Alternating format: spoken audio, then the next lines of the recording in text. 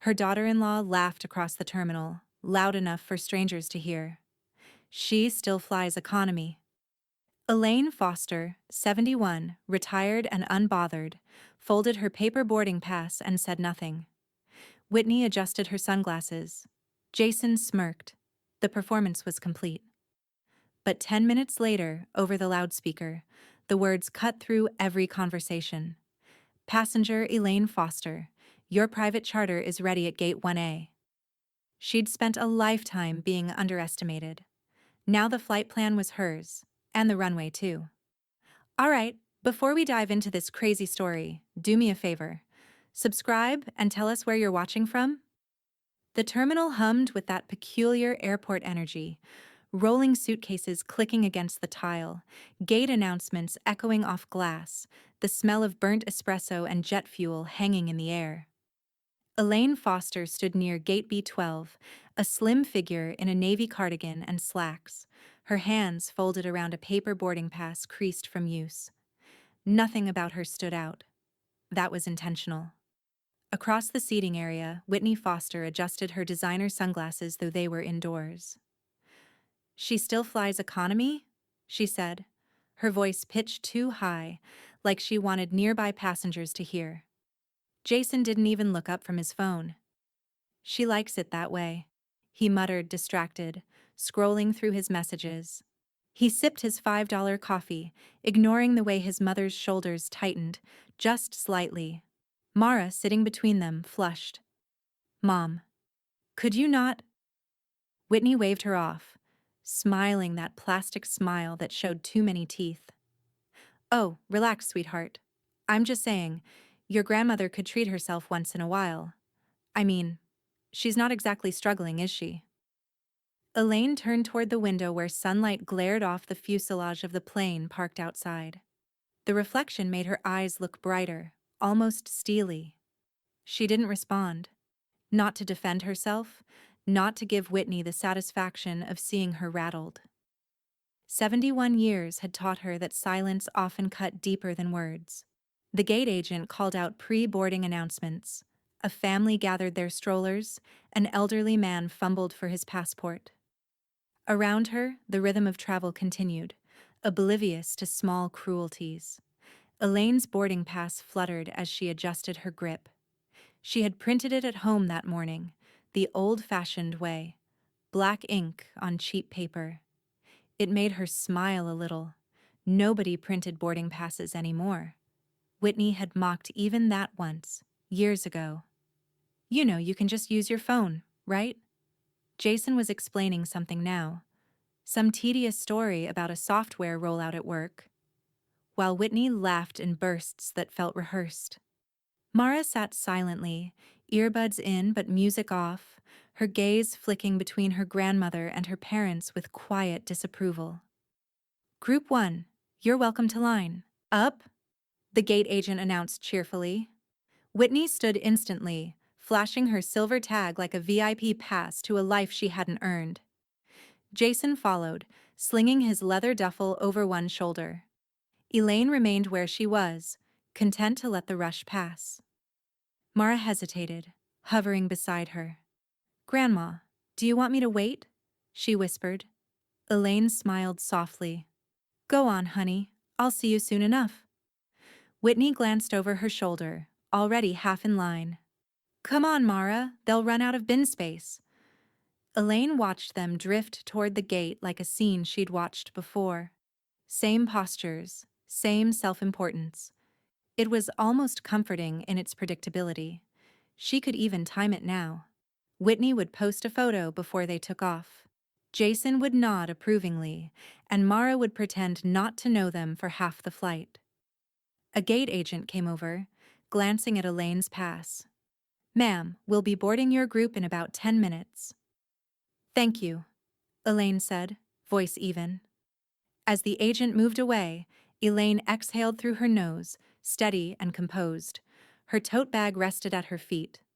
Old leather, worn at the corners, heavier than it looked. Inside was everything that actually mattered. Her documents, her keys, and a crisp white envelope that would change how the day unfolded. Across the glass partition, Whitney's laughter rang out again. That same brittle, overconfident sound that carried farther than she thought. Jason chuckled obligingly. Elaine caught a glimpse of Mara's expression, embarrassed, small. It struck Elaine then, not sadness, not anger, but a quiet certainty. Let them laugh.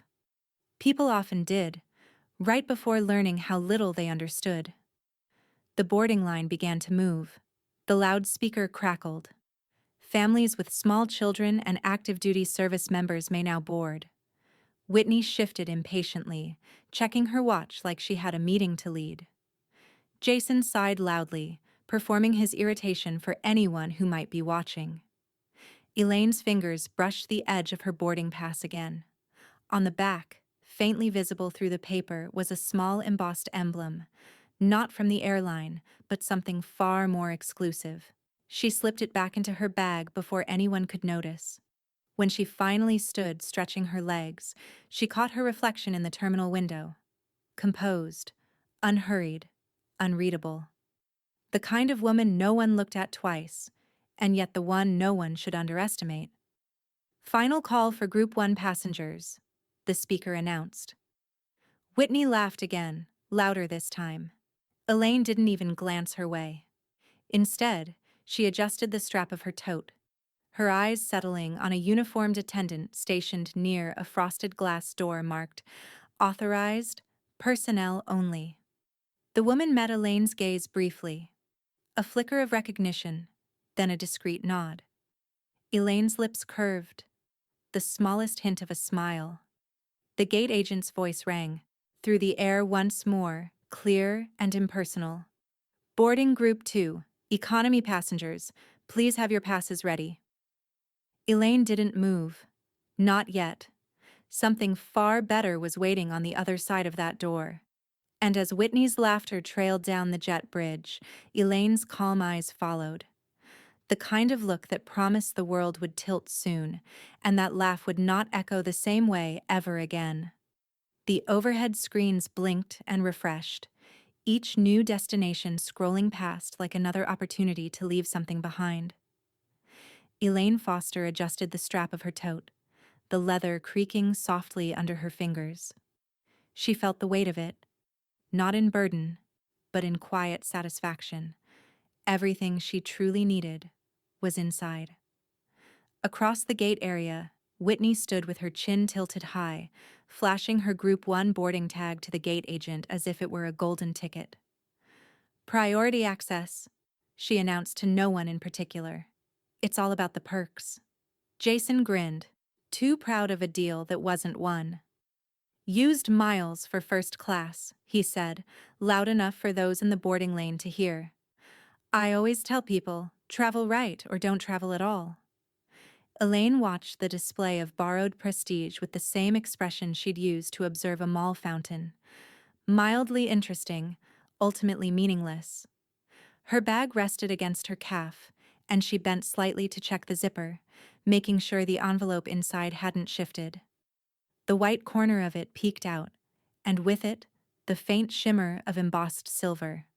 Not an airline logo, but the seal of Crescent Aviation, the private carrier she quietly co-owned through a web of holding companies no one in her family had bothered to understand. Mara lingered by the window, half hidden behind her phone. She was pretending to text a friend, but her glances toward Elaine gave her away. After a moment, her phone buzzed again, and this time, Elaine's own phone lit up. Mara, I'm sorry. They're being rude. Elaine's thumb hovered over the screen. A brief smile tugged at her mouth before she typed back. Don't worry about it, sweetheart.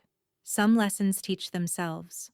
Whitney was busy documenting their journey for social media, a boomerang clip of champagne flutes clinking against a blurred boarding pass. Jason chuckled and leaned close to check the filter. That one makes us look tan, he said. Elaine turned her gaze away. The spectacle was too familiar. Years of posturing layered over insecurity, all dressed up in designer luggage and curated captions. From the corner of her eye, she noticed a woman in a crisp navy uniform beyond the glass doors of the terminal. The woman was standing still, near the frosted glass corridor marked Authorized Personnel Only, the same one Elaine had noticed earlier. Their eyes met. Gloria Klein. She was part of the staff at the private terminal, one of the few people who knew exactly who Elaine Foster was, and more importantly, who she wasn't pretending to be. Gloria gave a small nod, barely perceptible. Elaine returned it. "Last call for Group 1, the gate agent sang into the microphone. Whitney clutched Jason's arm. Finally. As the two of them strutted toward the jet bridge, Elaine lowered herself into a seat by the window, resting her bag on her lap. The weight of it seemed heavier now, as if the moment itself were leaning forward. The boarding area grew quieter as families filtered through. Somewhere overhead, the loudspeaker droned out the next departure. Elaine glanced down at her phone. Another text had arrived. "Mara, you sure you don't want to board with us?" Elaine typed slowly. "I have my own arrangements. See you at the house, darling." Before she could hit send, a shadow passed across the polished floor. Gloria again, this time closer. She paused near the rope divider, pretending to adjust a stanchion, and whispered without looking up. "Car's ready whenever you are, Miss Foster." Elaine slipped the phone back into her pocket and rose, smooth and deliberate. She slid the envelope deeper into the tote until it disappeared beneath the fold of her sweater. "Boarding all remaining passengers," the gate agent called. Whitney and Jason were long gone, their laughter faint now, swallowed by the jet bridge. Mara stood halfway between the line and the seating area, uncertain. Elaine caught her eye and gave her the gentlest nod. Reassurance, not farewell. Mara's phone buzzed. She glanced down to see Elaine's text arrive a second later. "I'll see you in Florida. Don't mention this to your parents yet." Her brow furrowed, confusion blooming into curiosity. Elaine turned toward the frosted door. The fluorescent lights reflected off it, making it almost mirror-like, as though she were stepping into another version of herself, one her family had never cared to meet.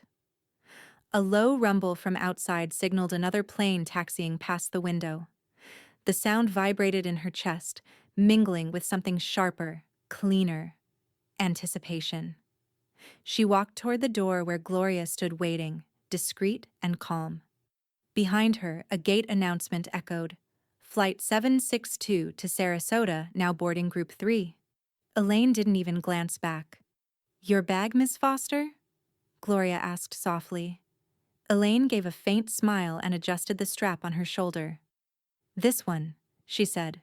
"I don't check it." The two women slipped through the side door, unseen. And as the glass swung shut behind them, Whitney's laughter carried faintly from the jet bridge, muffled by distance, drowned by the rising hum of a jet engine far more powerful than the one she'd just boarded. The hum of the main terminal was gone now, replaced by the hush of carpeted quiet and chilled air. Elaine Foster sat in the private lounge of the Dallas Executive FBO, a world away from Gate B12. Here, voices were low, movements unhurried. A line of private jets gleamed through the panoramic windows beyond, their tails glinting in the late morning sun. Elaine sipped from a cold bottle of water, condensation beating at her fingertips. Her tote rested on the chair beside her, still zipped, still heavy with its quiet secret. Across the room, a young attendant adjusted the pastries on a silver tray that no one had touched. Her phone buzzed, a notification from social media. She didn't use it often, but she still had an account to keep tabs on family posts. Whitney's latest update filled the screen. "Finally flying, how we deserve," Jason had commented seconds later. "Mom's probably in 32E. Yikes. Elaine let out a soft breath that might have been mistaken for a sigh, though it was closer to amusement. She set the phone face down on the table. The clink of glass against marble sounded too loud in the serene space. Gloria Klein approached quietly, her polished shoes barely whispering on the carpet. Boarding soon, Miss Foster, she said, her tone professional but edged with warmth. Captain Cole is running final checks. Would you like me to have them load your luggage? Elaine smiled. Just the one bag, Gloria, and please have the crew confirm the route to Sarasota. Yes, ma'am. Gloria gave a small nod, pressing the intercom on her sleeve radio. Flight EJF-7, confirmation requested on Sarasota route. A moment later, a male voice answered, steady and confident. Confirmed. Smooth skies ahead, Miss Foster. Elaine recognized that voice instantly, Travis Cole. He'd been flying for her for nearly 10 years now, ever since her late husband's firm expanded into real estate across the coast. Travis never asked questions, never pried into her family matters, never treated her like a woman who needed to prove anything. Thank you, Travis, she said aloud, even though he couldn't hear her through the intercom. Gloria smiled faintly. He always says you're his calmest passenger. Elaine chuckled. That's because I never tell him what I'm thinking until after we land. They shared a quiet look of understanding before Gloria excused herself to handle paperwork. Elaine leaned back, watching as a sleek Gulfstream taxied across the tarmac, sunlight gleaming off its metallic fuselage. The jet bore the small, discreet crest of Foster Family Holdings, barely visible unless you knew to look for it. Her husband had insisted on the emblem years ago, back when she still thought wealth was something best hidden. Her reflection shimmered faintly in the window. Calm, contained, unreadable. The same woman Whitney had dismissed as a quiet, cardigan-wearing relic in economy. The same woman Jason now thought of as an obligation.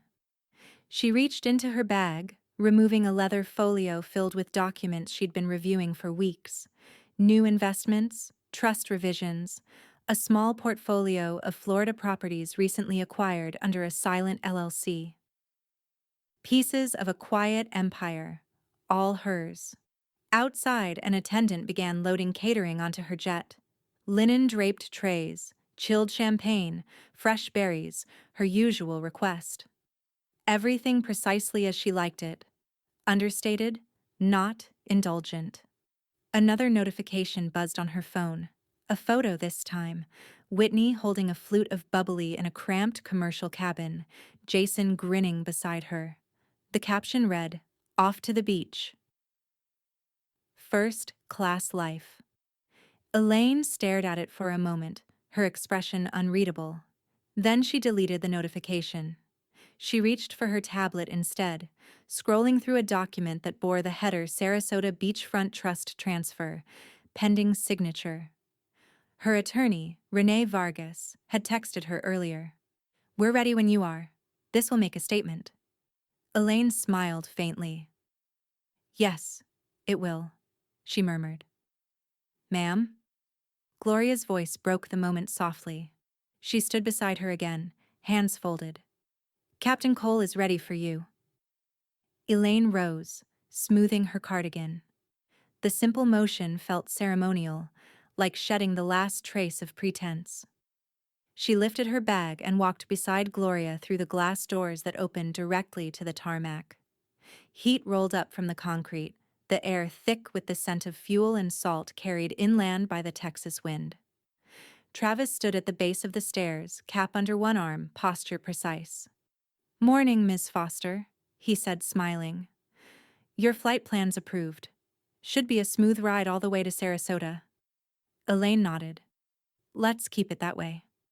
He extended a hand to steady her as she ascended the steps.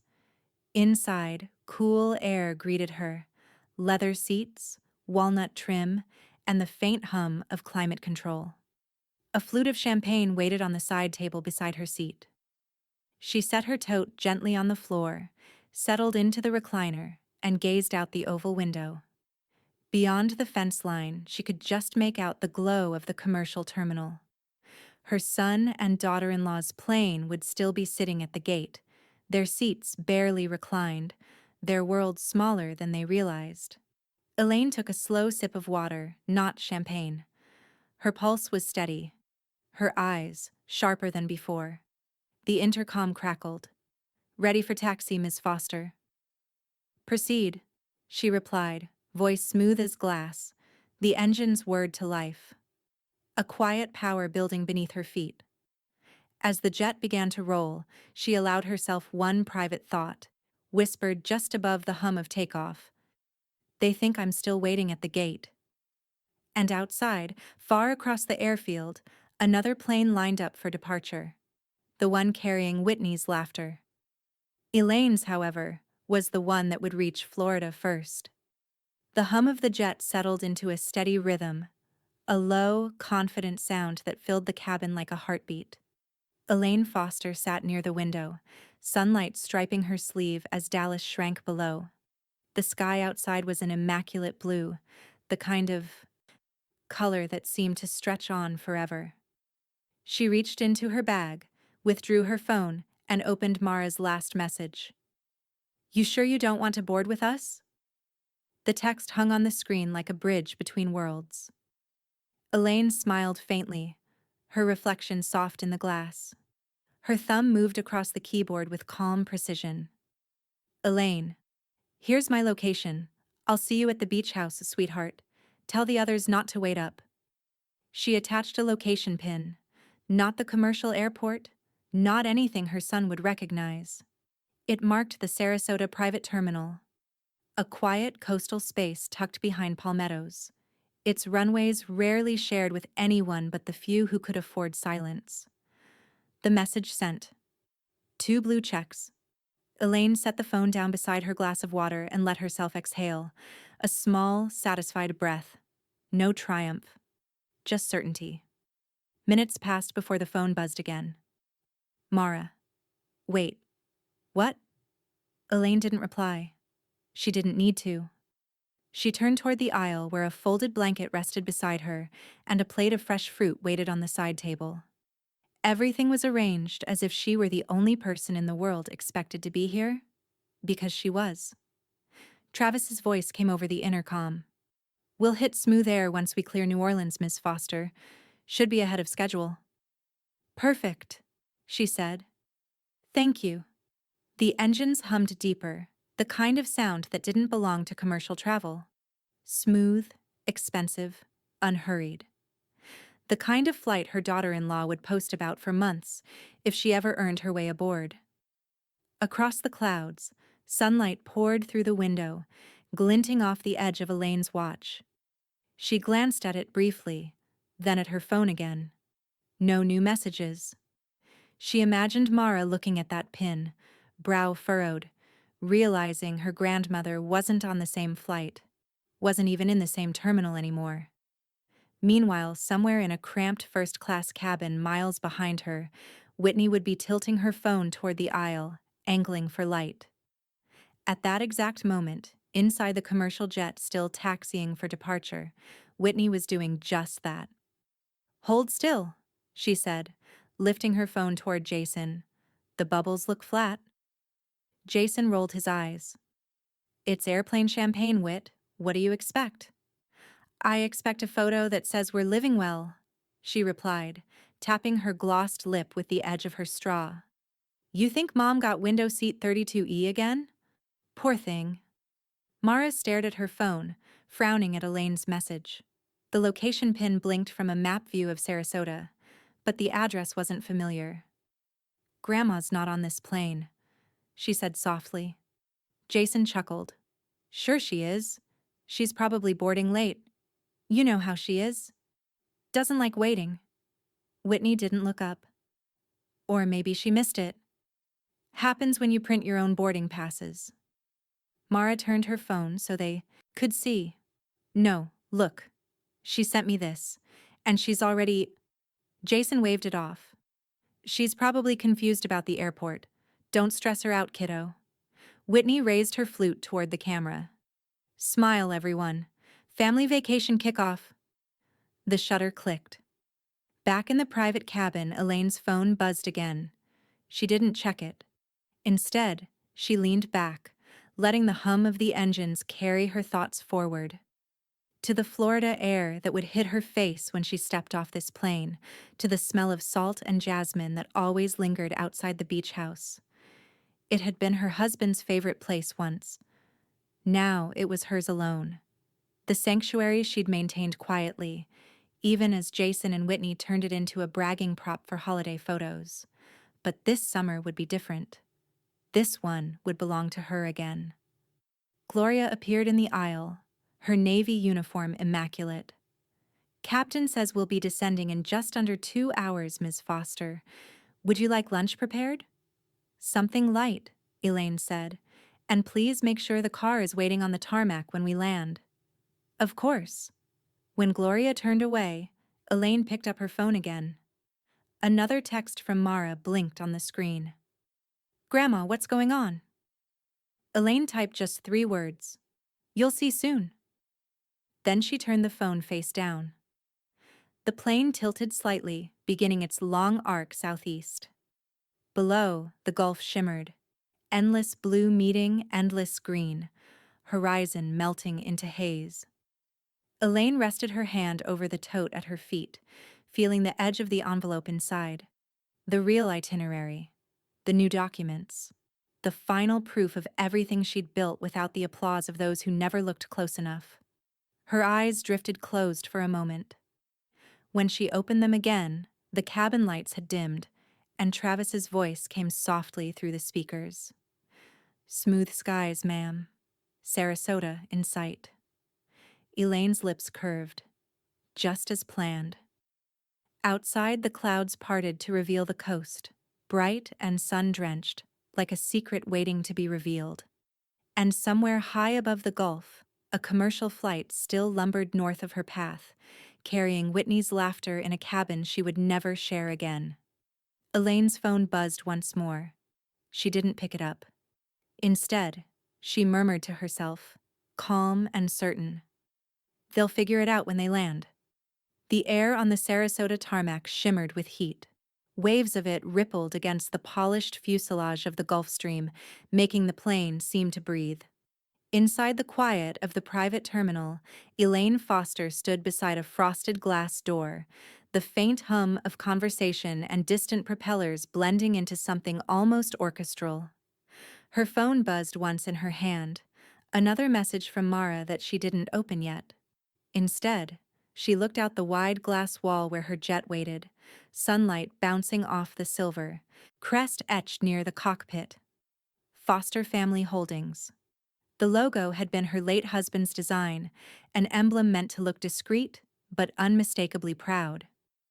Now it belonged to her, alone. A voice came softly over Gloria Klein's earpiece. "We're ready to taxi, Miss Foster."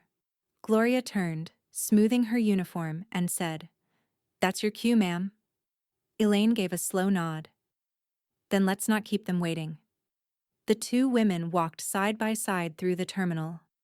The rhythmic click of Elaine's low heels against the floor, the only sound in the corridor. Outside, the Florida sun struck hard and clean, the air thick with salt and jet exhaust. The Gulf Stream gleamed like liquid metal. At the base of the stairs, Travis Cole stood with his cap tucked under his arm, posture sharp as ever. When he saw her, he smiled. That steady, loyal kind of smile she trusted.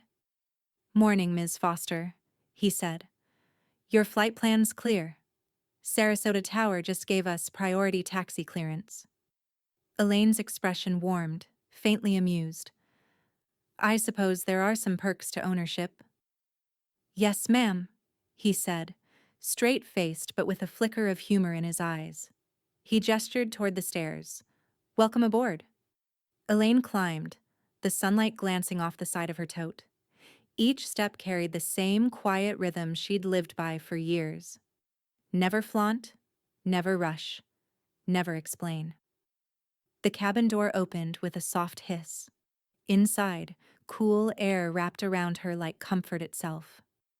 A single flute of champagne waited on the side table by her seat, bubbles rising in perfect silence. She didn't touch it right away. Instead, she set her tote on the seat beside her, ran a hand along the stitched leather, and exhaled slowly. "Cabin secured, Miss Foster," Gloria said from the doorway. "Would you like the cabin shades closed before departure?" "No," Elaine said, glancing out at the runway. I want to see it all. Gloria nodded, stepping back. Travis's voice came through the overhead speaker. Cleared for taxi. Estimated arrival in 1 hour, 35 minutes. Understood, Elaine replied, her voice calm and clipped. As the plane began its slow roll across the tarmac, she picked up her phone at last. A message glowed on the screen from Mara. Mom says she can't get the Wi-Fi to work. She keeps asking what coach means. Elaine chuckled softly. Of course she does. A second notification blinked. This one from Whitney herself. It was a group text sent to both Jason and Mara. Does the Wi-Fi work in coach? These seats feel tighter than last time. Elaine's laughter came quietly, just under her breath. She pictured Whitney, designer scarf draped just so, trying to hide her irritation while the cabin crew passed out plastic cups of champagne. Travis's voice interrupted the thought. We've got clearance, Ms. Foster, ready for takeoff. Go ahead, Captain, she said, reaching finally for the untouched champagne. Let's give them a head start. They'll need it. The engines deepened their tone, the kind of controlled power that didn't need to announce itself. The jet began its graceful turn toward the runway, sunlight slicing through the cabin in gold streaks. Elaine raised her glass slightly, not to toast, but to mark a shift, a silent chapter turning. Then, faint and distant, over the static hum of the radio, another sound bled through. At first, she thought it was feedback, but Gloria paused mid-step, hand hovering near her earpiece. The voice wasn't coming from inside the jet. It was bleeding through from the public terminal. The speakers there had glitched. A loop of muffled announcements, bursts of static, then suddenly, clear as a bell. Passenger Elaine Foster, your private charter is ready at Gate 1A. Gloria froze. Travis's voice crackled through immediately after. You heard that too? Elaine smiled, slow, serene, the kind of smile that held layers. Let it play, she said. They'll hear it. Because somewhere across the airfield, inside the cramped commercial terminal where Whitney and Jason were waiting out another delay, that same announcement echoed through the gate speakers. Whitney lowered her champagne cup mid-laugh. Did they just say, Elaine Foster? Jason frowned. That can't be Mom. She's already boarded. But the voice came again, clearer this time, cutting through the static. Passenger Elaine Foster, your private charter is ready at Gate 1A. Mara's head snapped up. Her phone slipped slightly in her hand as realization began to dawn. A truth her parents were too self-absorbed to register. Whitney blinked, confused. Private charter? That must be another Elaine. Jason tried to laugh, but it faltered halfway. Outside the window, through the morning haze, Mara spotted it. A gleaming jet rolling down the runway, its tail marked with a crest she'd seen once before on a folder in her grandmother's study. Her eyes widened. Whitney kept talking, voice rising. Jason, that's... But Mara wasn't listening anymore. Back aboard the Gulfstream, Elaine's glass caught the light as the plane lifted, smooth and effortless. She didn't look back. Not once. As the wheels left the ground, her phone buzzed again. A text from Mara. Mara. Grandma. Is that your plane? Elaine typed a single word before slipping the phone face down on the tray. Elaine. Yes. The jet climbed higher, disappearing into the pale blue sky, leaving behind only the echo of an airport announcement Whitney Foster would never forget. The Gulfstream sliced through the late morning light, its wings cutting clean lines across the endless blue. From 38,000 feet, the world looked deceptively calm, a wash of soft clouds and thin golden air that made even the most complicated lives appear small. Elaine Foster reclined her seat a fraction, the leather whispering beneath her as she shifted.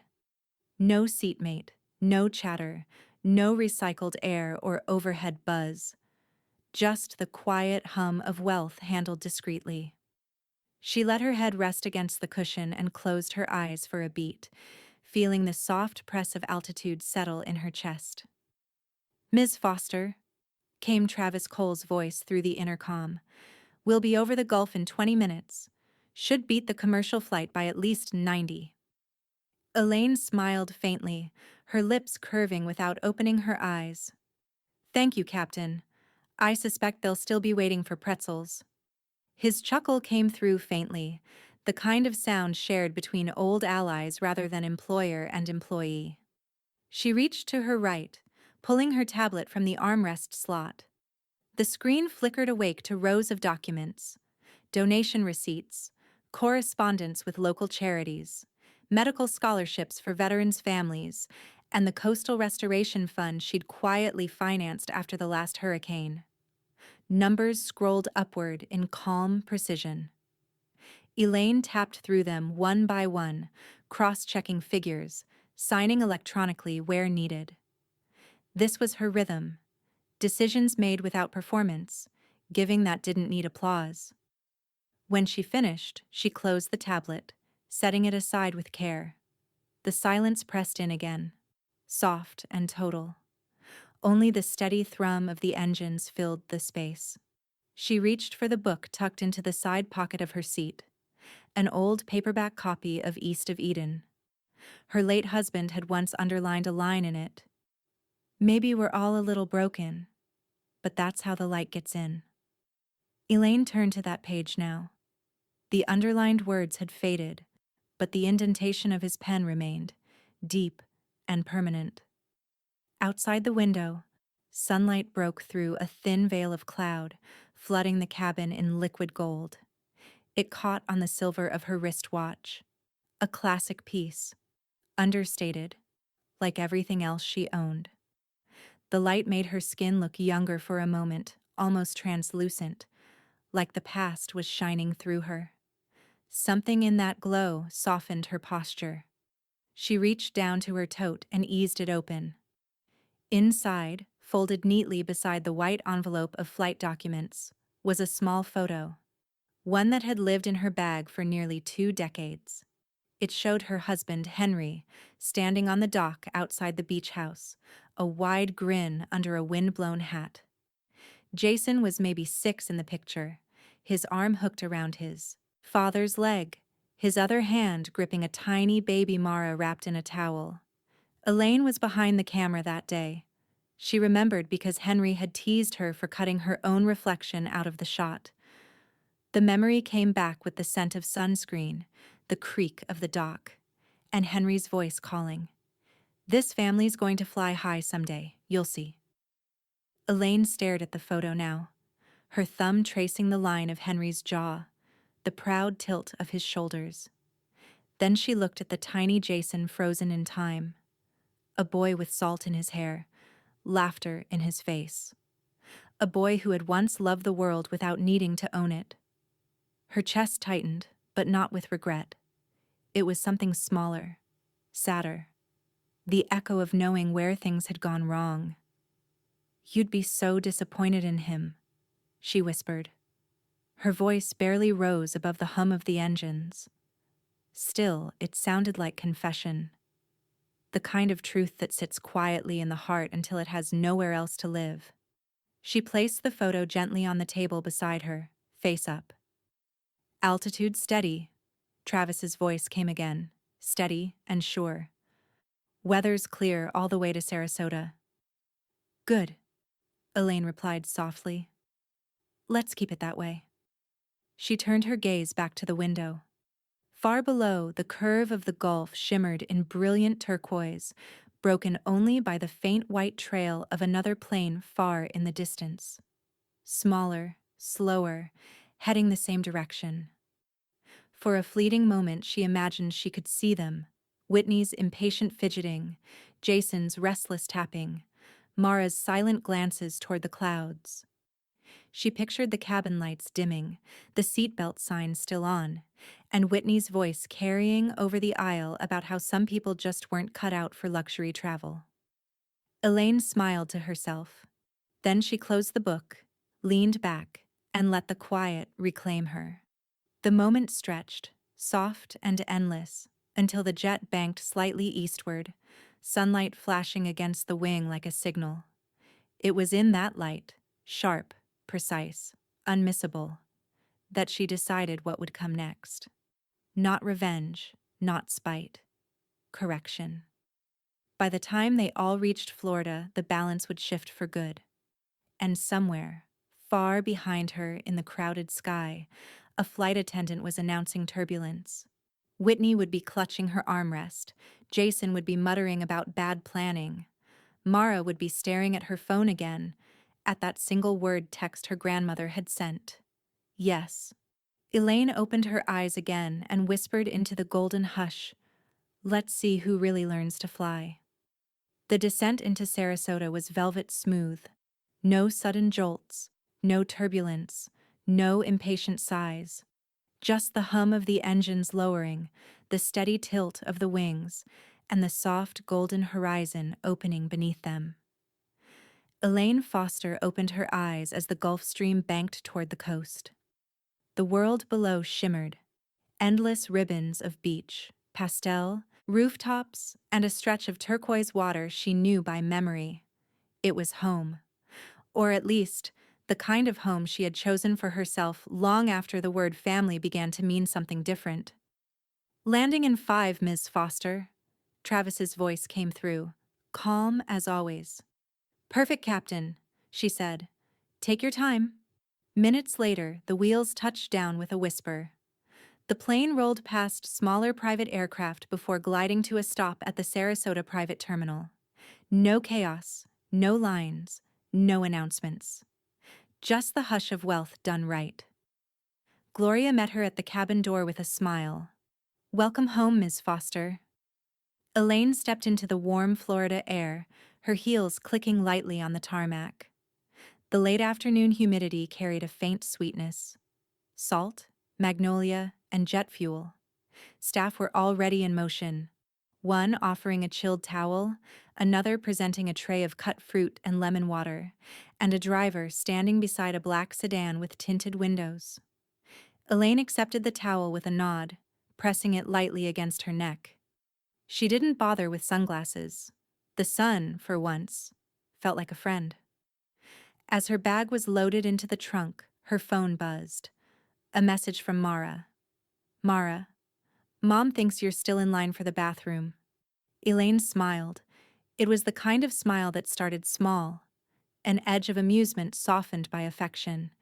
She slid into the cool interior of the sedan, stretched her legs across the back seat, and took a quick photo. Her feet propped comfortably on the seat opposite, the Gulf Stream visible in the distance through the tinted glass. She sent it without comment. "Elaine, see you soon, sweetheart." Within seconds, 3 dots appeared. Then Mara's reply popped up. Just one word. "Whoa."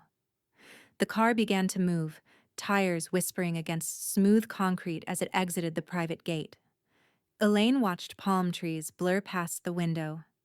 Ahead, the causeway stretched over glittering water, a road she'd driven 100 times, though never with this particular sense of calm satisfaction. In the front seat, the driver glanced at her in the mirror. "Straight to the beach house, ma'am?" "Yes, please," Elaine said, still half smiling. "And take the scenic route." As they merged onto the coastal highway, her phone buzzed again. This time, a group notification. Whitney. "Ugh. Still waiting on the tarmac. This airline is ridiculous." A few seconds later, Jason. "They said something about refueling delay." Typical. Whitney followed up with a selfie. Hair perfect. Expression miserable. "First class, my ass," the caption read. Elaine chuckled quietly. She could picture the scene exactly. Whitney sighing dramatically, Jason trying to make small talk with the flight attendants, and Mara watching them both, torn between embarrassment and curiosity. She typed a reply but deleted it before sending. Some lessons didn't need words. The driver slowed at a red light near the marina. Beyond the windshield, a small plane passed low overhead, gliding toward the same private terminal they'd left minutes ago. Its shadow swept across the hood of the car, fleeting, silent, gone. Elaine rested her elbow against the door and looked out over the water. Sailboats rocked lazily in the bay, their masts sharp against the sunset. The scene glowed with the kind of quiet perfection she'd spent years protecting. Her phone buzzed again. This time, a single text from Mara. Mara. They just found out about the announcement at the gate. Mom's freaking out. Elaine's eyes softened. She didn't reply right away. Instead, she rolled the window down halfway, letting the sea breeze drift through. The air carried a faint tang of salt and summer storms. "Everything all right, ma'am?" the driver asked. "Better than all right," she said. The car turned down a narrow road lined with palms, then through the wrought iron gate of the beach estate. The tires crunched over white gravel, the sound rhythmic, final. As they pulled up to the house, the horizon burned in hues of gold and coral. The gulf reflected it back like glass. Elaine stepped out slowly, the warm air wrapping around her. She paused for a moment at the edge of the driveway, gazing toward the open veranda where lanterns flickered to life. She checked her phone one last time. Another photo from Whitney had just appeared online, the commercial plane still sitting idle on the tarmac, captioned with a single irritated emoji and the words, "First class fail." Elaine let out a quiet laugh. Not cruel, just knowing. She opened the front door, the familiar scent of cedar and sea salt welcoming her home. From the hallway, she sent one final text to Mara. "Elaine, dinner's at 7. Tell them not to rush."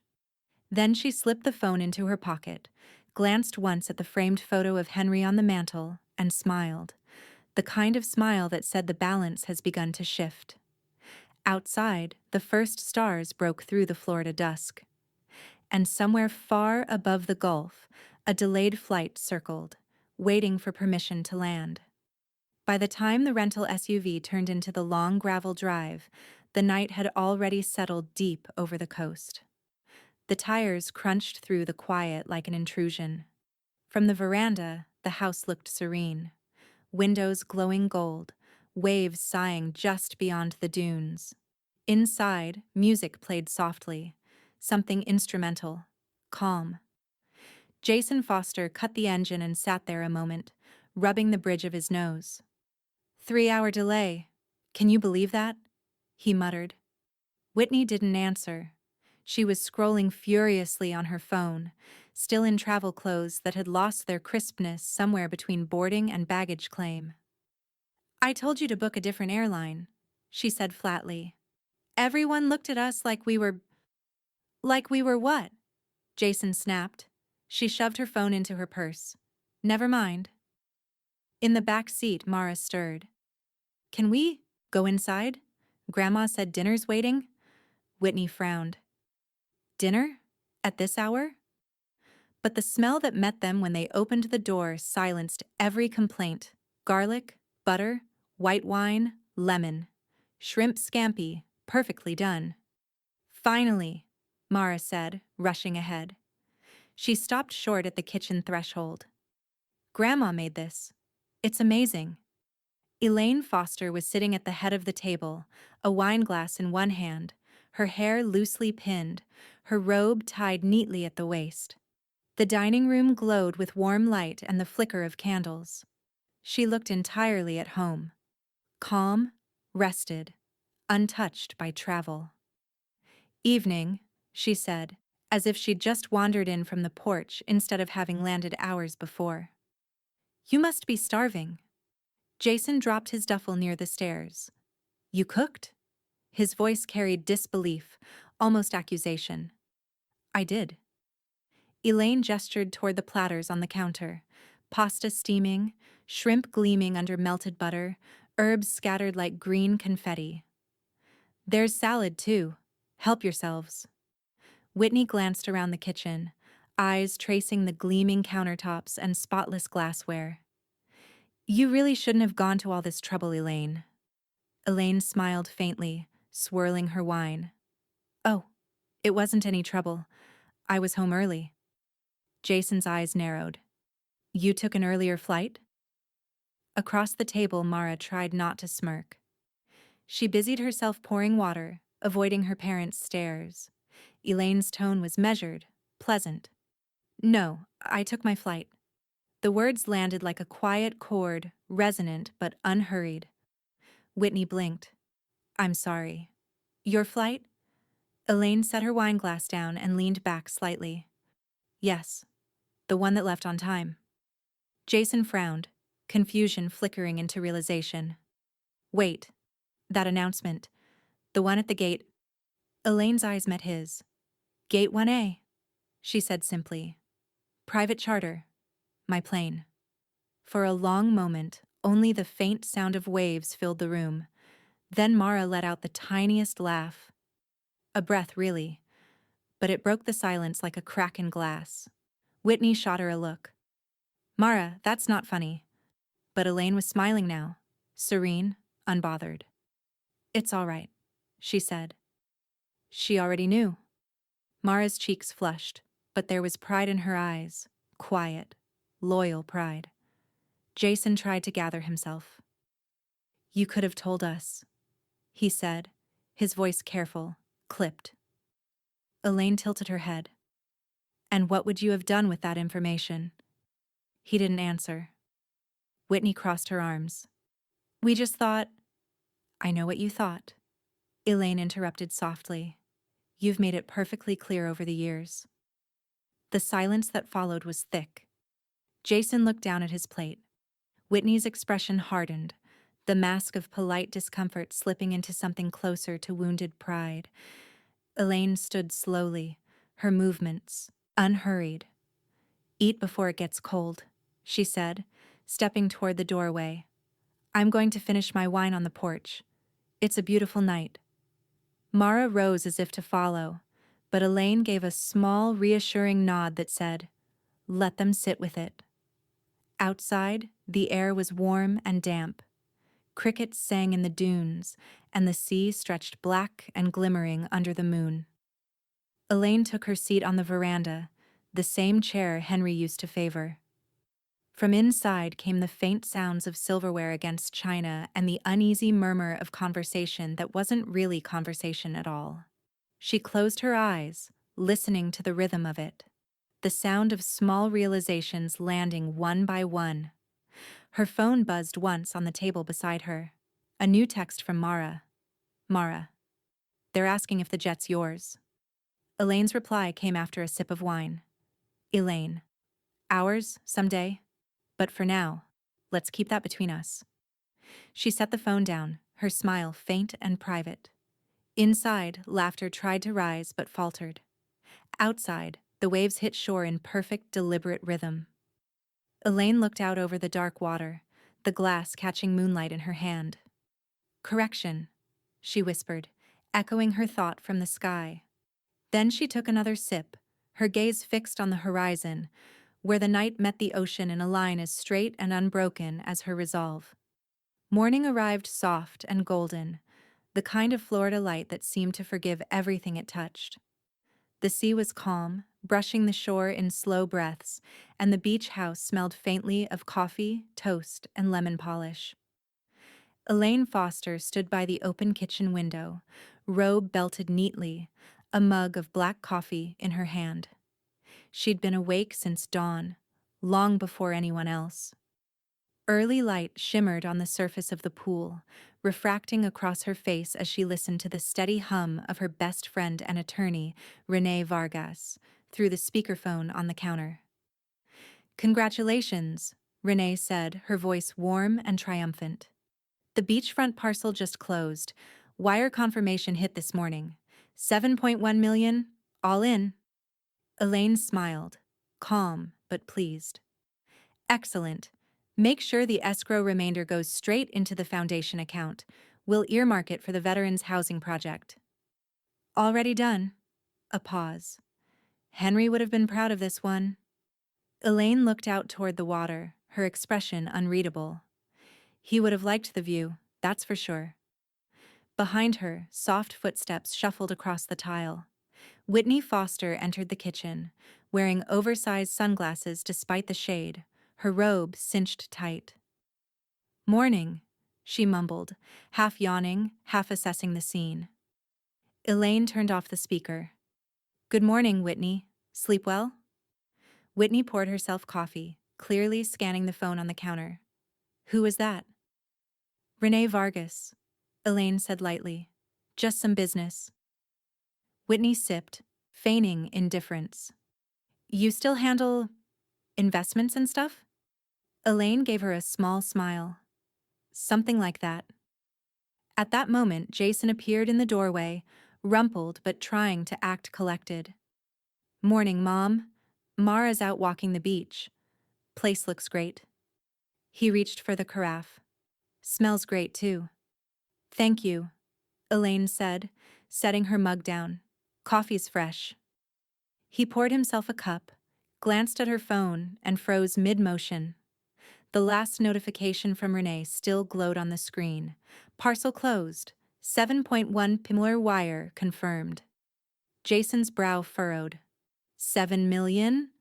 He tried to sound casual, but his tone cracked. What's that about?" Whitney turned instantly, pretending she wasn't as desperate to know. Elaine reached for the sugar bowl, unbothered. "Oh, that. A new parcel came available on Siesta Key. I made an offer months ago. It just closed." Jason blinked. "You bought beachfront property?" "It's a good time to invest," Elaine said simply, stirring her coffee. "If you have capital." Whitney's sunglasses slipped slightly down her nose. "Capital," she echoed softly. "Right." Jason set his mug down too quickly, the porcelain clinking. "I just checked Zillow," he said, swiping his phone. Mom, that's a $7 million deal." Elaine looked up, calm and direct. "Yes, that's about right." Silence thickened between them, broken only by the faint hiss of the espresso machine resetting itself. Whitney folded her arms. "You've been buying property?" "Not buying," Elaine corrected gently. "Expanding, consolidating what Henry left and what I built afterward." Jason let out a shaky laugh. "Built? You've never even talked about that side of things." "I wasn't asked," she replied, her voice mild but pointed. Whitney's tone sharpened. "We just didn't realize you were, well, doing things like this." Elaine regarded her for a moment, then smiled faintly. "I imagine you didn't." From the terrace, the sound of waves rolled closer, steady and patient. Jason cleared his throat, the silence suddenly too much. "You know, Mara's got college visits next month. She's thinking about schools up north. I just hope the financial aid comes through." Whitney shot him a glare. "Jason." But Elaine was already reaching for her tablet. "Don't worry about that," she said, tapping lightly through her documents. "I've got Mara's tuition covered, completely." The words dropped like a stone into still water. Jason froze. "What?" Whitney's voice came out small but edged. What did you say?" Elaine didn't look up. "I said I've got her tuition covered. Books, housing, everything. I've already set up the account." Whitney blinked, disbelief warring with embarrassment. "That's very generous. But we can manage, Elaine." Elaine's tone softened, but her gaze didn't. "Can you?" Jason flinched, and Whitney went silent. She lifted her cup, calm and precise. "Don't misunderstand me. It's not charity. It's family. I've watched you both chase the appearance of success for years. But Mara? She's earned something real." Whitney's jaw tensed. "You make it sound like we haven't earned." "I don't make it sound that way," Elaine interrupted, her voice now quiet but immovable. "You do." The room felt suddenly smaller, the soft light, the sound of surf, all closing in. Jason ran a hand over his face. "Mom, this isn't—" "Jason," she said, her voice cutting through the air like the clean edge of a blade. Your father left us a foundation, not a ladder. You chose to climb something else. No one spoke. The only sound was the slow ticking of the clock on the far wall. Elaine rose from her chair, gathering her cup. Renee will send over the documents later. You can review them if it helps. Whitney's voice came out low. How much do you even have, Elaine? Elaine paused at the sink, rinsing her mug. Her back was to them when she said it. Simple, unshaken, almost conversational. Enough to make sure Mara never needs to pretend she's first class. The words lingered long after she left the room. Out on the veranda, Elaine stood facing the horizon, the waves rising and breaking with slow, deliberate rhythm. Inside, Jason and Whitney sat in silence, the weight of what they'd forgotten settling around them like sand after a tide. And upstairs, Mara stood on the landing, unseen, listening. Her grandmother's words still echoing in her mind like a promise. By noon, the house felt heavier than the Florida humidity outside, the kind of weight that comes not from weather, but from words still hanging in the air.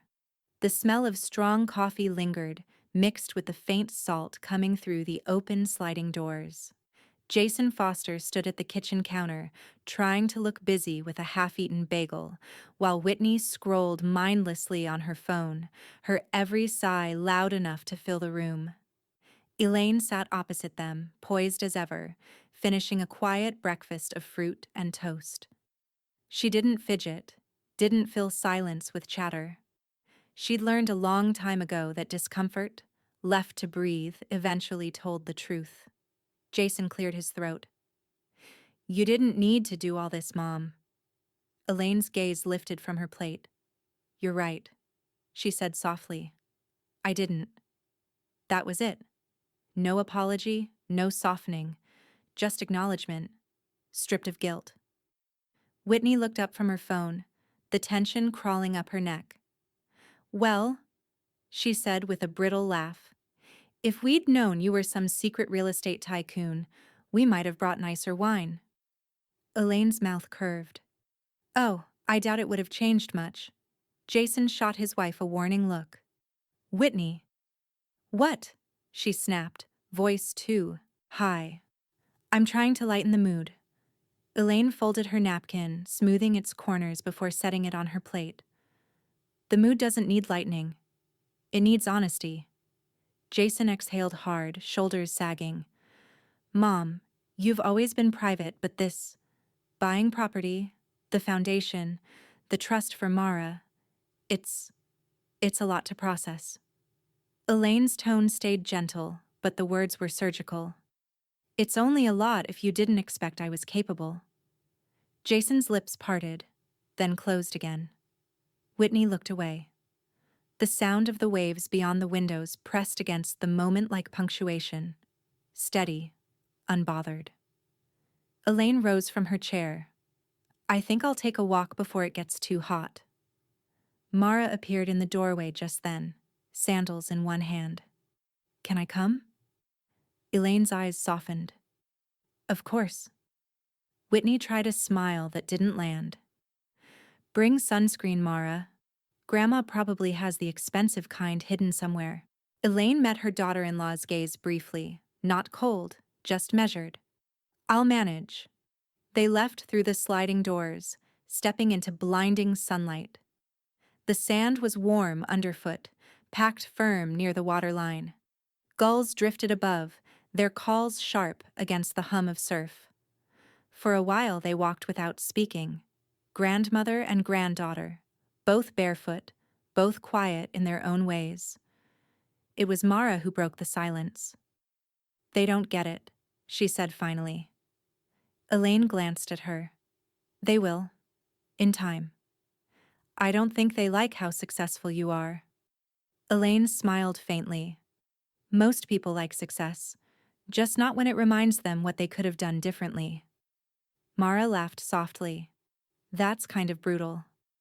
It's true, Elaine said, pausing to look out over the water. Your parents aren't bad people, sweetheart. They're just performing an idea of success. They think if it looks right, it is right. Mara nodded, thoughtful. You're not like that. I learned not to be. Elaine bent to pick up a seashell, turning it in her hand.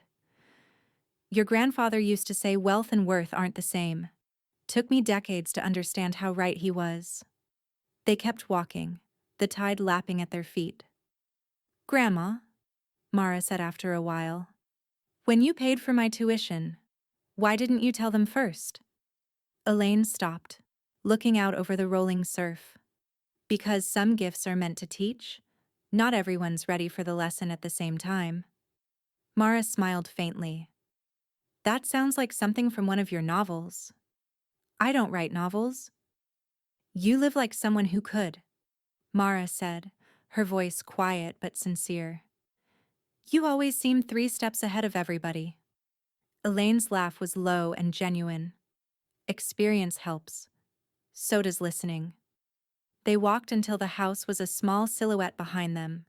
The sunlight glinted off Mara's bracelet, one Elaine had given her the summer she turned 16.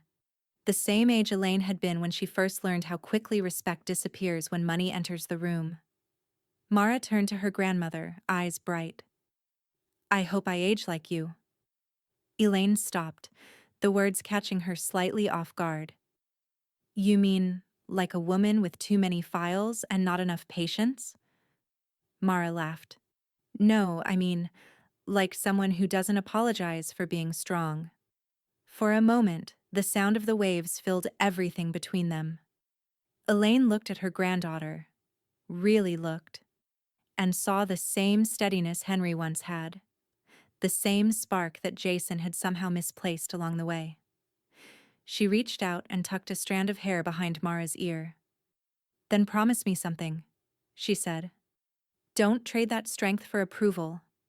Not from anyone, especially family. Mara nodded solemnly. I promise. They turned back toward the house, footprints trailing behind them in 2 clean lines that the tide would soon erase. As they neared the veranda, Elaine's phone buzzed in her pocket. One soft vibration, enough to draw her attention. She pulled it out and glanced at the screen. A message from Renee Vargas. Need to discuss proxy change and charitable disbursements. Urgent. Elaine's eyes flicked toward the house, where Jason and Whitney were visible through the glass, still sitting at the table, avoiding each other's gaze. The sun glinted off the screen again, turning the words sharp and bright. Elaine slipped the phone back into her pocket, her expression unreadable. Come on, Mara, she said. We've got some paperwork to go over later. Paperwork? Mara laughed. You're supposed to be on vacation. Elaine smiled. Oh, I am. But her eyes, calm, steady, calculating, were already somewhere else entirely. The afternoon sun had shifted into a pale, forgiving gold, the kind that softened even the sharpest edges of truth. From the study at the back of the beach house, Elaine Foster could see the gulf stretching out forever. Calm, steady, unstoppable. It reminded her of herself. A stack of folders lay open on the mahogany desk, each neatly tabbed and marked in her careful handwriting. Across from her, Renee Vargas sat poised, tablet in hand, glasses slipping slightly down her nose. The rhythmic tapping of her stylus filled the silence. All right, Renee said finally. We'll start with the estate distribution. Elaine leaned back in her chair, clasping her hands. 75% to Mara, she said. 25% to charity. The foundation, the Veterans Housing Initiative, and the Coastal Preservation Fund. Renee looked up over her glasses. And Jason? Elaine didn't hesitate. He's being removed as financial proxy effective immediately. Renee blinked, half expecting her to soften the statement, but Elaine's expression didn't waver. Whitney? She asked carefully. Elaine's tone was smooth, deliberate. She's to have no access to any accounts, trusts, or holdings in her name or through Jason.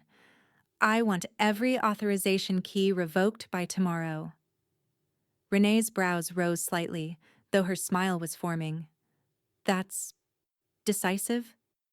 Elaine took a sip of her iced tea, watching condensation slide down the glass. You've known me long enough to recognize what decisive looks like. Outside, waves broke in rhythmic applause. Renee turned her tablet so Elaine could read. So Mara inherits 75%, the majority of the Foster holdings, including equity in your investment firms, the aviation shares, and the Sarasota properties. Elaine nodded. All of it. But I want it structured as a protected inheritance until she's 35. No early withdrawals, no co-signers, no family interference. Renee smirked faintly. That'll rattle them. That's not the point, Elaine said, though the small gleam in her eyes betrayed otherwise. The point is to protect her. From them, if necessary. She turned to the next folder, the Beach House Trust Agreement, and slid it across the desk. The edges of the paper were crisp, newly printed. And this, she said, tapping the document, is no longer their vacation home. It's being transferred into a private trust under my name. When I'm gone, it becomes Mara's outright. Renee scanned the clause and gave a low whistle. Locked tight. They won't even be able to rent it out. Elaine smiled slightly. Good. They've had enough of my generosity. They mistook it for weakness. Renee chuckled softly. You've always been generous, Elaine, just not with patience.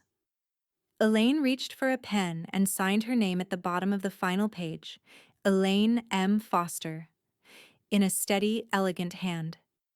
She paused only to look at the framed photograph on the corner of the desk.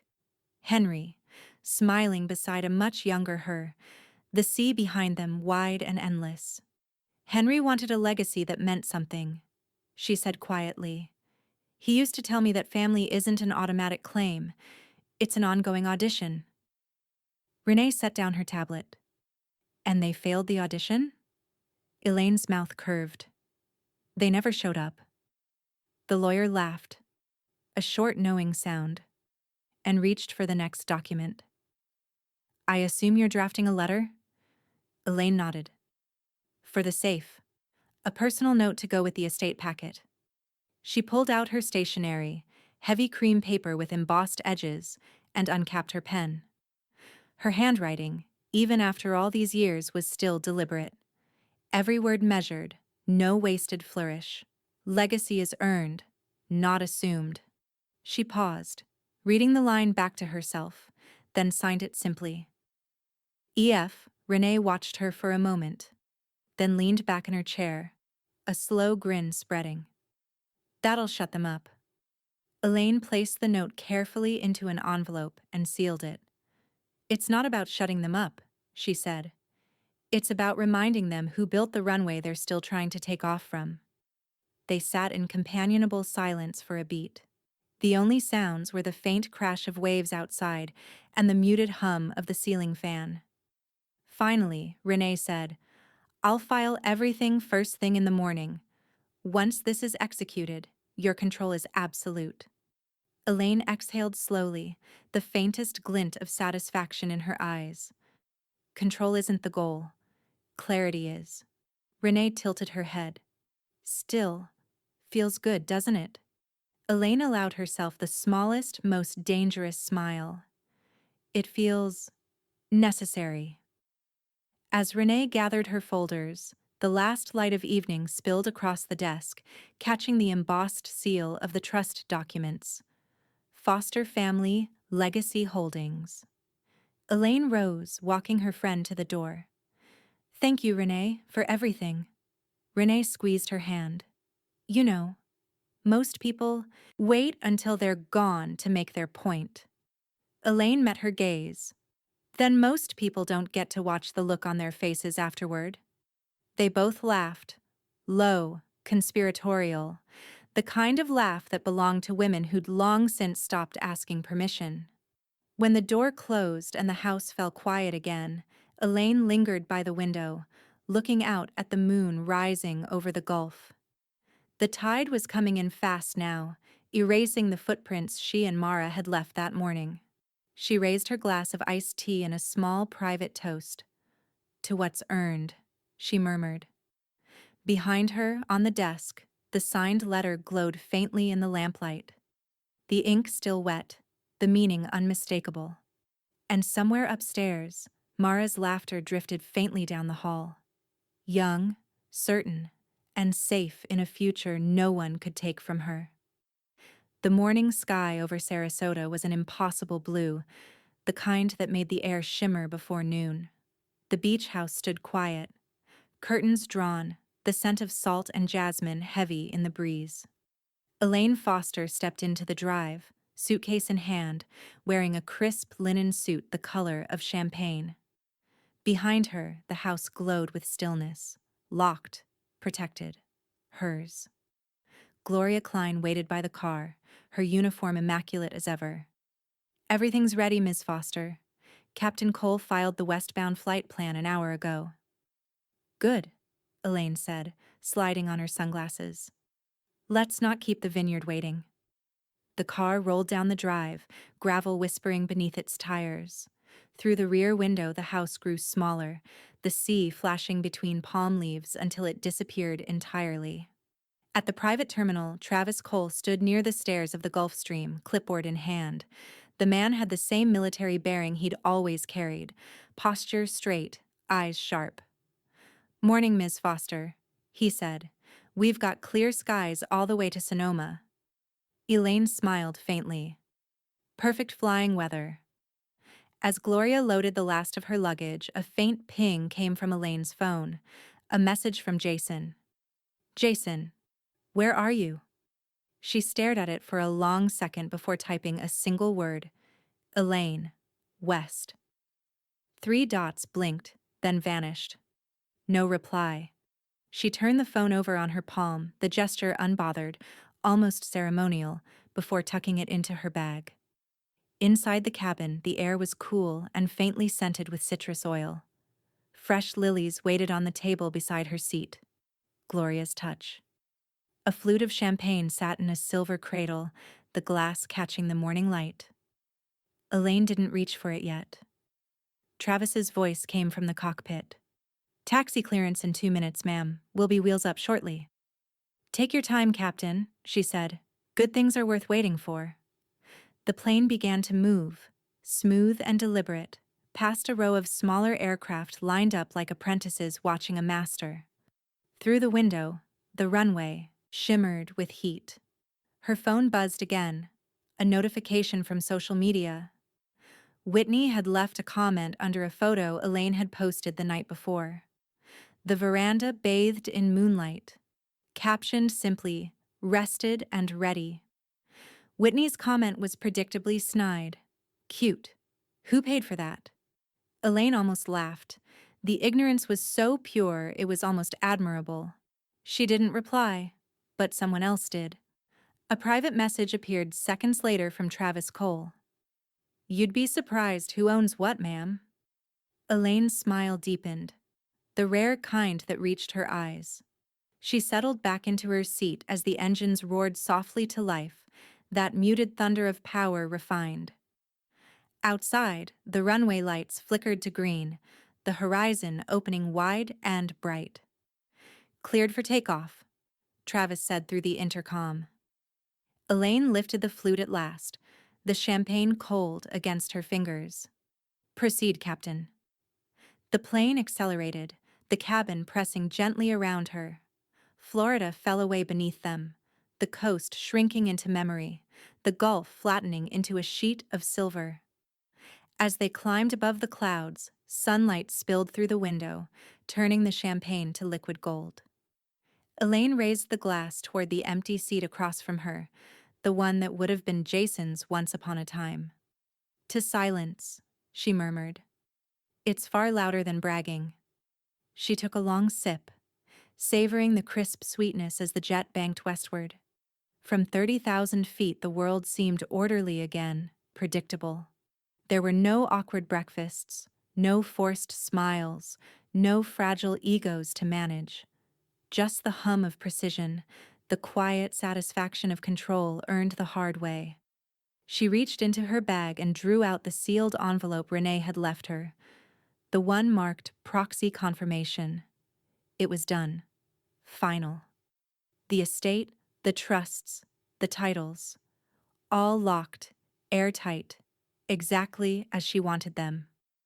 Elaine slipped it back inside her tote, then looked out at the endless blue beyond the wing. Somewhere below, her son and daughter-in-law were probably scrolling through social media, arguing about tone and optics, still trying to figure out how to spin their fall from grace.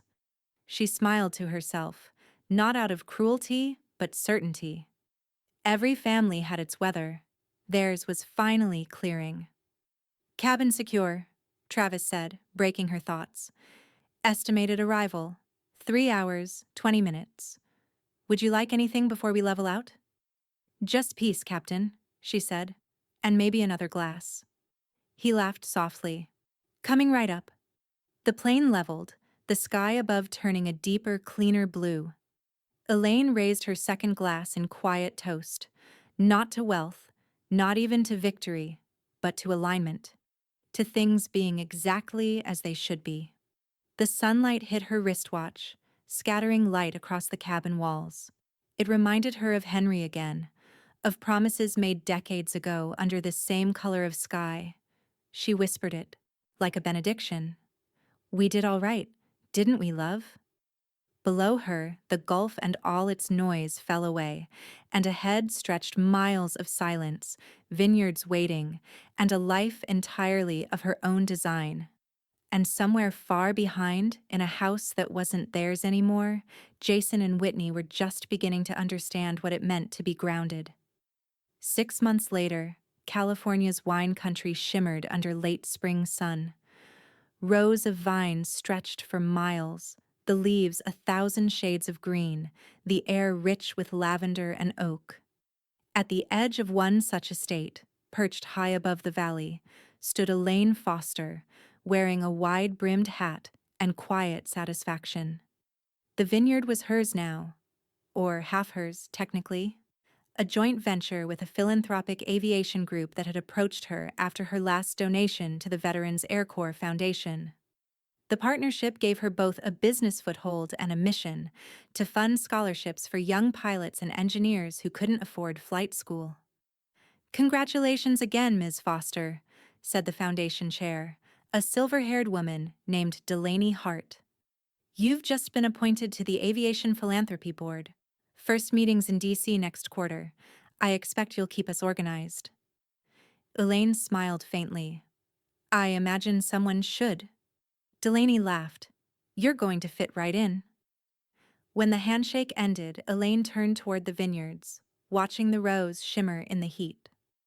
Above them, a private jet cut silently across the sky, its white belly catching sunlight in the same way her own Gulfstream used to glint over Sarasota.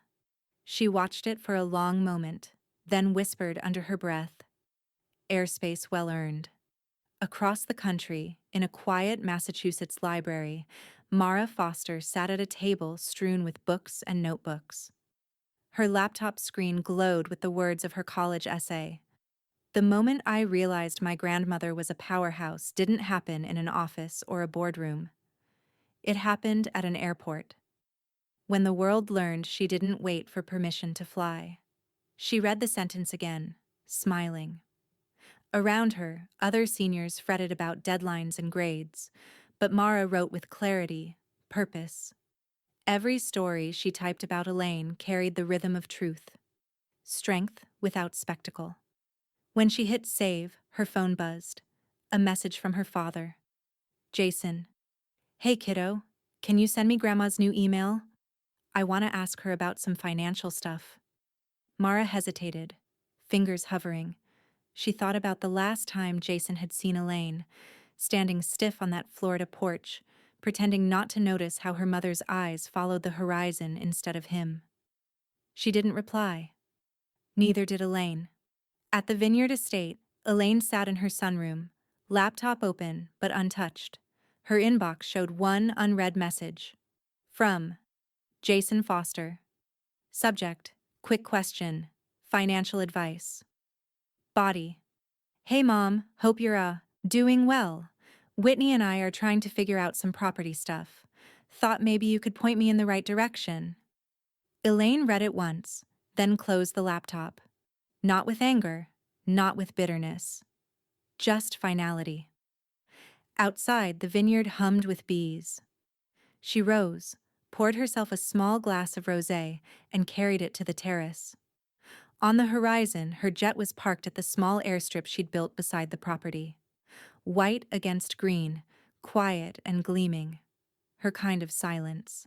Back in Texas, Whitney Foster posted a photo to her social feed. Her and Jason from 2 summers ago, on a beach near Sarasota, posing in sunglasses and linen. Miss those luxury days. The caption was paired with a wistful emoji. In the comments, old acquaintances offered sympathy thinly disguised as curiosity. Whitney responded to each one carefully, alluding to transitions and changes in priorities, pretending the fall was chosen. None of them knew that Elaine had seen it.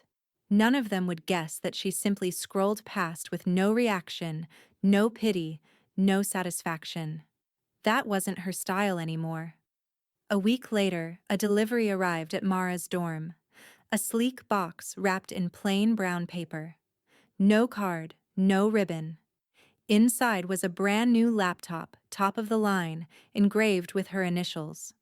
There was only a single note inside the lid, handwritten on cream stationery. Keep writing. You're telling the truth that matters. E.F. Mara sat on her bed for a long moment, running her fingers over the note. Then she smiled, tucked it into the notebook that held her essay drafts, and opened the laptop for the first time. The desktop background was a photo she recognized instantly. A sunlit shot of the Gulf, taken from the window of a private jet, her grandmother's jet. 2 months later, Mara walked across the stage at her high school graduation, sunlight dazzling off the silver trim of the field's bleachers. Elaine sat near the front, calm, elegant, her hands folded in her lap. The principal read Mara's name, and applause thundered. Cameras flashed, families shouted. Elaine didn't cheer, but her eyes shone with quiet pride that cut through all the noise. After the ceremony, as students gathered for photos, Mara's phone buzzed. A message from an unfamiliar number. Unknown. Check gate 1A. Mara frowned, then looked up at Elaine, who was smiling that knowing smile she always wore when the world was about to shift. Grandma? Come with me, Elaine said. They walked across the parking lot, away from the crowd, until the roar of engines filled the air. Parked on the private strip just beyond the school's fence was the familiar white jet, its silver crest catching the sun. The stairs were down. The door stood open. Mara stopped in disbelief. You didn't? Elaine raised an eyebrow. Of course I did. Travis Cole stood at the base of the stairs, grinning under his cap. Afternoon, Miss Foster, he said. Graduation flight ready.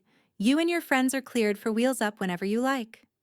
Behind them, 4 of Mara's friends gasped, clutching each other's arms.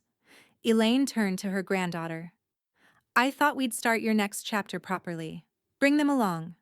Mara stared, half laughing, half crying. You're unbelievable. Elaine leaned close, her voice low, proud. No, darling, just airborne. As they boarded, the jet's engines hummed to life, sunlight washing the fuselage in gold. From the tarmac, Whitney's latest post uploaded unnoticed into the void, her lament for the old days, instantly outdated. And high above, Elaine Foster's laughter joined the engine's roar, steady and certain, carrying forward into skies that, at long last, she owned completely. The evening light poured through the wide glass doors of Elaine Foster's Sonoma vineyard, soft and amber, the kind that made everything it touched seem deliberate. The long farmhouse table in the center of her dining room gleamed under hanging brass fixtures. No crystal, no formality, just good food, laughter, and the kind of company that didn't need introductions. Mara sat nearest the window, her hair still wine-tossed from the graduation flight 2 nights before. Across from her sat Renee Vargas, still in her trademark navy blazer even off the clock, and Gloria Klein, who looked almost shy out of her uniform, her nails painted a modest coral. At the end of the table, Travis Cole wore a freshly pressed shirt, but kept his pilot's wings pinned to the collar, like habit more than pride. Elaine stood at the head, carving roasted salmon with clean precision. "I hope everyone's hungry," she said. "The vineyard insisted I pair this with their Chardonnay. I suppose we'll test their theory." Gloria chuckled. "I'll trust your taste over theirs, ma'am." Elaine smiled at the ma'am, though they'd long since dropped the formalities outside the jet. "Gloria, it's dinner, not a flight check. Relax." The table filled with plates, grilled asparagus, scalloped potatoes, a citrus salad that glowed in the fading light. Renee poured the wine herself, humming some Sinatra tune under her breath. When everyone had settled, the laughter came easy. Not the brittle, performative kind Elaine had grown used to at fundraisers or family gatherings. This was lighter, warmer, earned. Travis told a story about the early days of private aviation, when a flight he'd captained out of Nevada had to divert midair to avoid a dust storm. "The client screamed the whole way down," he said, his grin easy. "Thought we were doomed. When we landed, she tipped me $5,000 for saving her hair." Even Renee laughed. "Only in America." Mara leaned back, smiling wide. "Grandma's stories are worse. At least that woman had gratitude." Elaine feigned offense. "Worse? You practically orchestrated an airport coup, remember?" Mara said, teasing. "Everyone heard that announcement about your private charter." "Oh, that?" Elaine took a sip of wine, her eyes glinting. "Technical glitch." Renee nearly spat out her drink. "You wrote the code that scheduled the announcement, didn't you?" Elaine tilted her glass toward her friend. "A lady never confirms operational details."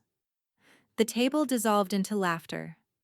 Even Gloria, usually the most reserved, leaned back and wiped a tear from her eye. When the plates cleared, Mara stood, holding her glass with both hands. The chatter softened. Her voice wavered at first but steadied with conviction. "I know this isn't a typical toast," she said, glancing at the faces around her. "But I just wanted to thank you all, and especially you, Grandma, for teaching me that family isn't always who shares your name. Sometimes it's who shows up when everyone else walks away." Elaine's hands rested on the back of her chair. She didn't move, didn't interrupt. Mara continued. "To the woman who redefined quiet power." Renee tapped her glass in agreement. "I'll drink to that." Travis raised his wine. "And to the best passenger I've ever had." Gloria clinked her glass against Elaine's. "And to the boss who never once made me feel like staff." Elaine's eyes shimmered, the faintest reflection of light, pride, and maybe a trace of something older, deeper. She didn't speak right away. She simply lifted her glass, nodded once, and took a small sip. The silence that followed was perfect, unpressured, complete. After a moment, Gloria leaned over and whispered near her shoulder, "Still flying economy, Miss Foster?" Elaine's chuckle was low, amused. "Only when I'm feeling generous." The table erupted again, laughter spilling through the open doors, carried out into the vineyard like a melody. Outside, twilight deepened into violet. Fireflies blinked near the grapevines. Somewhere down the hill, the hum of the generator mixed with the night sounds. The life she'd built, self-sustaining, unbothered. Renee stood to clear the plates, but Elaine stopped her. "Leave it," she said softly. "Let it look lived in." They moved out to the terrace after dinner, the air cool now, fragrant with rosemary and soil. Mara leaned on the railing, looking out over the moonlit vines. Do you ever miss it? She asked quietly. Elaine joined her, a shawl draped loosely around her shoulders. Miss what? The noise, Mara said. The constant pretending. Elaine considered it. No, she said finally. I think I only miss how simple I once thought it was to please people. Mara smiled faintly. You don't seem like someone who ever needed approval. Oh, I needed it once, Elaine said, eyes on the horizon. I just learned it's cheaper not to buy it.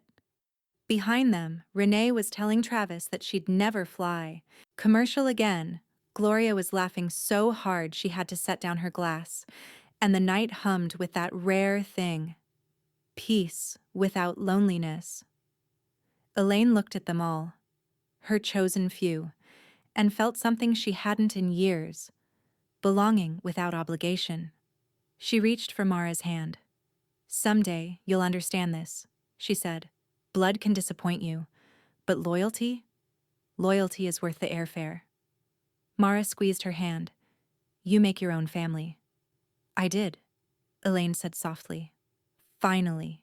She lifted her wine again, watching the stars multiply above the vineyard, their light clear and unpretentious. And though she said nothing more, her expression said everything. That this, right here, this table, this laughter, this quiet night, was the legacy she meant to leave all along. The terminal was louder than Elaine Foster remembered. After years of private lounges and quiet gates, the public chaos felt almost theatrical. Rolling suitcases clicking across tile, children laughing, impatient sighs at boarding announcements. She stood among it all, blending in perfectly in her simple gray sweater and clean white flats, a small leather bag slung over her shoulder. No tailored suit, no tinted car waiting at the curb. Just another traveler in motion. Mara walked beside her, backpack over one shoulder, hair tied back in a loose braid. The girl had grown into herself. Steady, calm, with that same quiet confidence Elaine recognized every time she caught her reflection in the younger woman's eyes. Feels weird being back in an airport after everything, Mara said, glancing around. Elaine smiled faintly. Full circle has a way of finding you. They stopped at a coffee kiosk, the smell of roasted beans mixing with the sharp scent of jet fuel drifting in from the gates. Elaine ordered 2 black coffees, paid in cash, and found them a spot by the wide windows overlooking the runways. Mara took a sip. So this vineyard board meeting, big deal? Not big, Elaine said. Just important. She stirred her coffee with a wooden stick, watching planes lift off into a washed-out sky. The real work happens in rooms without press releases. Mara smirked.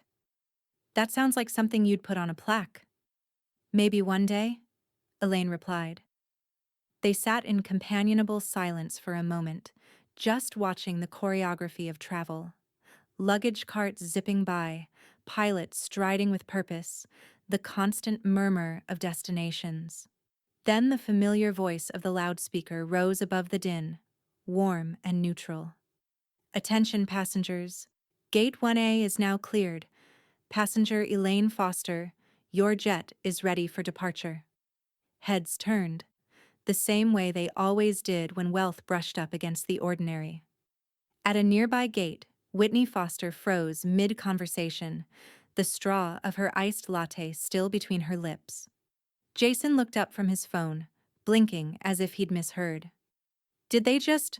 Whitney started. Jason's voice was flat, almost incredulous. No, that can't... But it was. They both turned in time to see her, Elaine Foster, standing calm amid the bustle, as if she'd been expecting the announcement her entire life. Whitney's mouth opened, but no sound came out. The faint hum of her embarrassment colored her cheeks. Jason looked smaller than Elaine remembered, his casual arrogance deflated into confusion. Mara caught the moment too. Her eyes flicked from her parents to her grandmother, and then she smiled. Soft, knowing. Guess you are first class after all. she said quietly. Elaine reached over, brushed a stray hair from her granddaughter's face, and whispered, "Always was." Without hurry, she picked up her bag and started toward the frosted glass doors marked "Authorized Personnel Only." The crowd parted just slightly, not from recognition, but instinct. Some people carried gravity. Elaine simply moved with hers. Whitney's voice finally broke through the noise. "Mom, wait." Elaine paused only long enough to glance over her shoulder.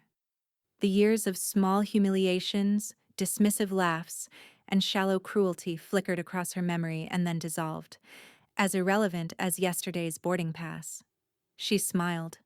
Not cruelly, not triumphantly, just complete. "Take care of each other," she said. "You'll need to." And then she turned away, walking toward the waiting attendant at the far end of the corridor. "Ms. Foster?" Gloria Klein greeted her with that same professional warmth she always carried. "We're ready for you." Elaine nodded. "Right on time." As they disappeared past the security doors, the announcement echoed once more across the terminal, like a benediction. "Passenger Elaine Foster, your jet is cleared for departure at Gate 1A." Whitney sank back into her seat, stunned silent. Jason looked at the window where a white jet rolled gracefully down the runway, sunlight catching on its silver crest, Foster Family Holdings. Beside him, Mara watched too, but her expression was different. Proud, calm, certain. Through the glass, the jet accelerated, smooth and elegant, wheels lifting off without effort. The noise of the terminal faded as the engines climbed into the clouds. Elaine sat inside, serene as ever, her hands folded in her lap. The sunlight through the cabin window turned her wedding band to a soft gleam. As the horizon tilted open, she let herself whisper one final thought. Quiet, steady, earned. She mocked my boarding pass, but I owned the runway.